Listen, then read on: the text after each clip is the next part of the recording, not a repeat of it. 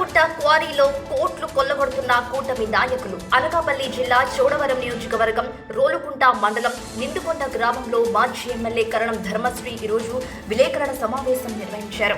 ఈ సందర్భంగా మాట్లాడుతూ దేశ ప్రధానమంత్రి నరేంద్ర మోడీ పర్యటన పేరుతో ప్రజాధనం దుర్వినియోగం చేస్తున్నారని అన్నారు.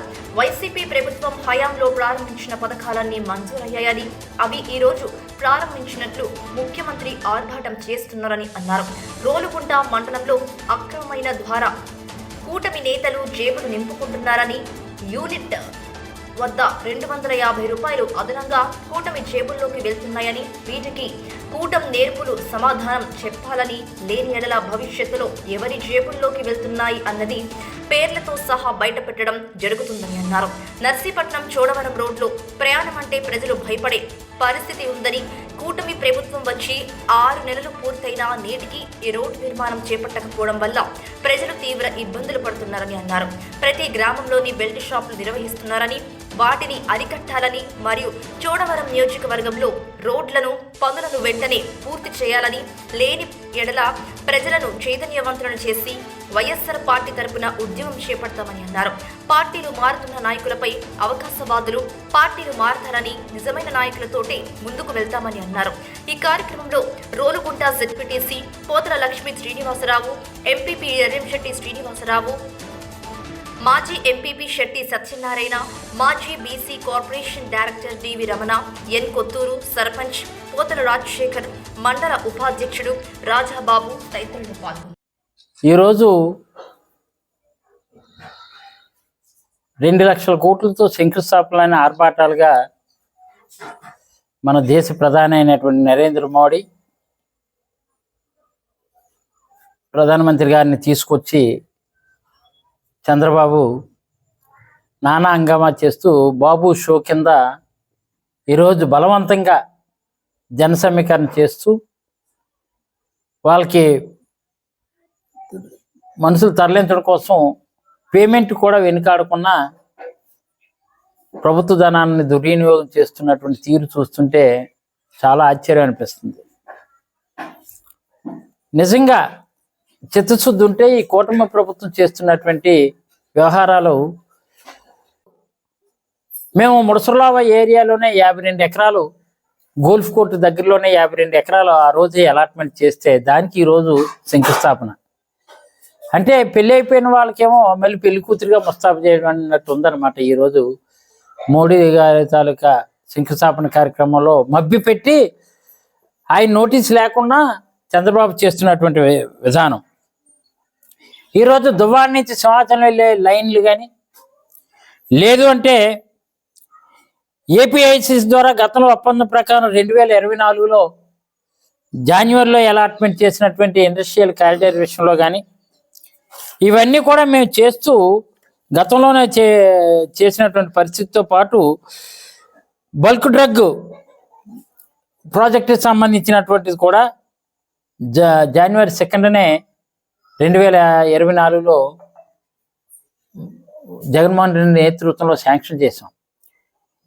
ఇవన్నీ ఒక ఎత్తు అయితే చాలా దారుణంగా ఉంది. కారణం ఏంటంటే అక్రమంగా క్వారీ రవాణాలు చేయడం.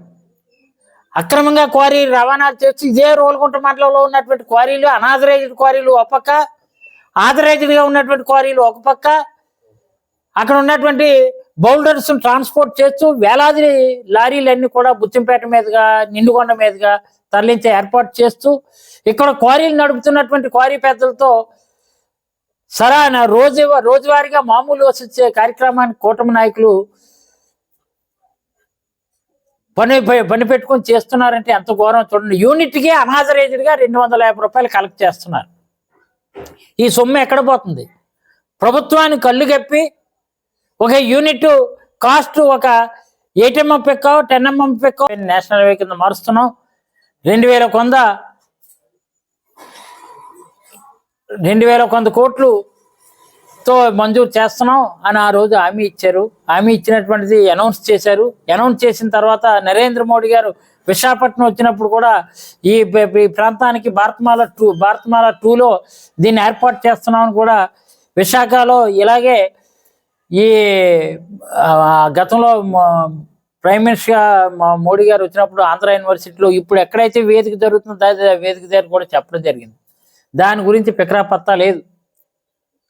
ఆ రోడ్డు గురించి అడిగినటువంటి పరిస్థితులు మరి గెలిచినటువంటి ప్రజాప్రతినిధులు సాక్షాత్ పక్కన ఉన్నటువంటి స్పీకర్గా ఉన్నటువంటి అయ్యన్ పాత్రుడు గారు కానీ, ఇక్కడ ఉన్నటువంటి శాసనసభ్యులైనటువంటి కేఎస్ఎన్ రతి గారు కానీ, లేదు బండారు సత్యనారాయణమూర్తి గారు మాడుగుల సంబంధించిన బండారు సత్యనారాయణమూర్తి గారు కానీ, వీళ్ళు ఎవరు అడిగినటువంటి దాఖలాలు ఎక్కడ కనిపించట్లేదు. ఇది చాలా నీడు. ఈ రోడ్డు మేము అధికారంలోకి మరి కేఎస్ఎన్ రాజు మరి మీ దృష్టిలో పెట్టే ఇది జరుగుతుందా లేదా? ఈ ఖనిజ సంపద అక్రమంగా ఖనిజ సంపదను చూపించి అదనంగా వసూలు చేస్తున్నటువంటి 250 రూపాయలు ఎక్కడికి వెళ్తుందో కూటమి నాయకులు ప్రజాప్రతినిధులుగా ఉన్నటువంటి వాళ్ళు చెప్పవలసినటువంటి అవసరం ఉంది. అలాగే ఈ రోడ్లు ఉన్నటువంటి రోడ్లన్నీ కూడా కొలాప్స్ అయిపోయి శుభ్రంగా కుళ్ళిపోయి ఉన్నాయి. ఈ 7 మాసాల్లో అయితే ఇంకా దారుణంగా ఉన్నాయి. దానివల్ల పెద్ద పెద్ద యాక్సిడెంట్లు జరుగుతున్నాయి. ఇదే నిండుకొండ, ఈరోజు నిండుకొండ సర్పంచ్ అనేటువంటి బాబు గారు వీళ్ళందరూ కూడా రోడ్లు అస్తవ్యస్తంగా ఉండడం వల్లే ఆ యాక్సిడెంట్ అయ్యి కాల్ ఫ్యాక్టరీ అయినటువంటి పరిస్థితిని ఇప్పుడే పరామర్శించడానికి ఇక్కడికి వచ్చాం. అలాగే మొన్న ఎవరో అక్కడ ఉన్నటువంటి బుత్తింపేటలో ఉన్నటువంటి వెంకనాయుడు గారు ఇప్పుడు పాకలపాడు వెళ్తే అక్కడికి వెళ్ళినప్పుడు అక్కడ కూడా ఎవరో ముందు నుంచి వచ్చినటువంటి వాడు బైకు అక్కడ ముందు ఉన్నటువంటి గొయ్యి తప్పించబోయి నా మీదకి వచ్చి పడ్డాడు, ఎలా పోయింది అని ఆయన చెప్పినటువంటి మాట. ఎన్ని యాక్సిడెంట్ల కారణాలు ఎవరు? మాకు చేత కాలేదు. మా పరిస్థితిలో ఆ రోజు ఉన్నటువంటిది మేము సంక్షేమాన్ని పెద్ద దృష్టి పెట్టాం. ఈ టెండర్ పాడినటువంటి ఆయన ఎవరు జేబులు నిండుతున్నాయి అనుకుంటే కూటమిలో ఉన్నటువంటి ప్రజాప్రతినిధులు జేబులు నిండుతున్నాయన్నది అనుమానం అయితే ఉంది. అదే మాట ప్రజలందరూ కూడా అడుగుతున్నారు. అంటే దీనివల్ల మీరు కళ్ళు కప్పడం వల్ల 250 రూపాయలు ఇటు గవర్నమెంట్ ఆదాయం కోల్పోయింది, అలాగే సామాన్యుడి మీద భారం పెరిగిపోయింది. ఇటు సామాన్యుడికి ఇబ్బంది కలుగుతుంది, గవర్నమెంట్కి రావాల్సిన ఆదాయం కోల్పోతున్నారు. కాబట్టి దీన్ని స్పష్టమైన సమాధానం చెప్పవలసినటువంటి అవసరం ఉంది. అంతేకాకుండా ఈరోజు ప్రధానమంత్రి గారు వచ్చారు కాబట్టి ఎప్పటికైనా తక్షణమే స్పందించి టోటల్ ప్రాజెక్ట్ రిపోర్టు